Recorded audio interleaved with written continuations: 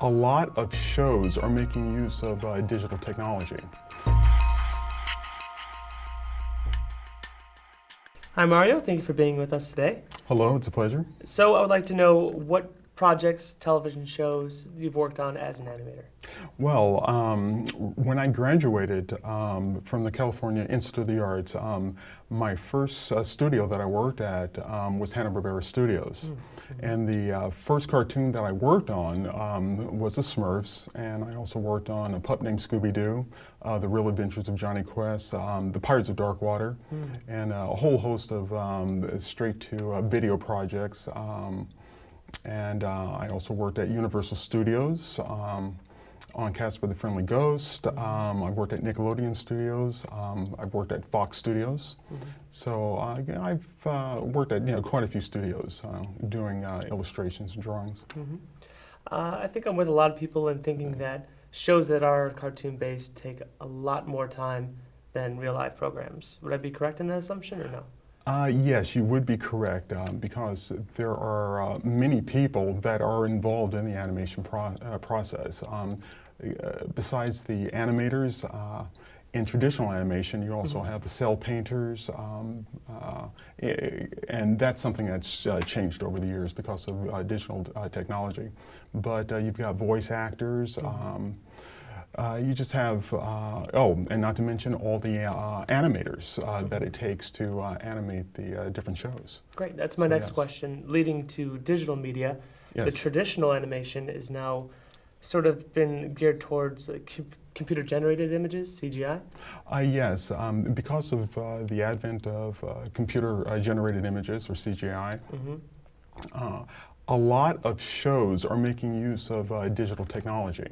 Now, that doesn't mean that traditional animation has gone away, but it just means that there's this different type of animation that's also been thrown in the mix too, that has become quite popular since the early to mid-90s. So yeah, digital animation is very, very big, and especially with some of the successes of some of the Pixar animated movies. As an actor, is there anything that I need to do to gear myself towards being available for that market? Yes, one of the things that I think is really great about animation is that for actors, it gives actors a different venue to apply their skills, because doing a voice for a cartoon character has a totally different feel from just actually acting in front of the camera. And also, depending on the type of character that you're doing a voice for, you really have to be able to act that character out, because unlike live action, you're not acting and reacting up against another actor, but you have to sort of put your acting into the head of that character and act for that character. So I'm sure there's a different dynamics that comes into play. That's actually one thing I've noticed, particularly with Pixar films, is a lot of the animators lend their voices to the actual characters themselves. Is this a trend that's been starting, or? Oh, it's always been there. Even going back to some of the earlier days of animation, you have had professional actors, of course, voice actors doing the voices, but being that animation is done by creative people, every now and again, yeah, you have had the creative people also doing voices, for fun. Because working in animation is not just a job. It's very hard, but it's something that you enjoy doing. And sometimes you enjoy being, one of the characters besides, one of the artists or one of the editors or something like that.